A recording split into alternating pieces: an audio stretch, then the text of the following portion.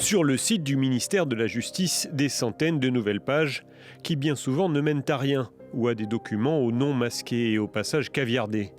Difficile de s'y retrouver.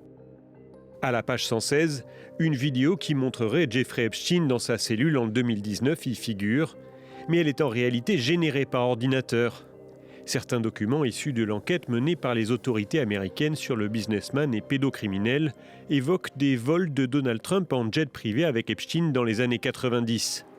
Le ministère de la Justice, tenu par une loi de divulguer ces documents en principe avant le 19 décembre, a pris la défense du président américain.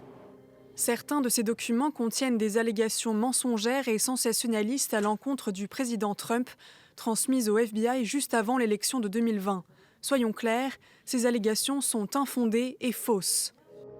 Vendredi dernier, le ministère avait déjà publié près de 4000 photos et documents, parmi lesquels de nombreuses photos avec des personnalités, Michael Jackson, Woody Allen, Noam Chomsky, Mick Jagger, ou encore Bill Clinton et bien sûr Donald Trump. Lundi, le président américain s'est exprimé publiquement à ce sujet, affirmant que tout le monde ou presque connaissait Epstein. Toute cette histoire avec Epstein n'est qu'une tentative de détourner l'attention des succès retentissants du Parti républicain.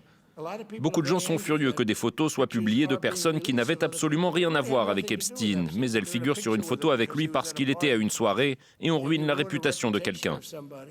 L'opposition démocrate plaide pour que l'ensemble des documents soient publiés et veut faire pression sur le ministère de la Justice.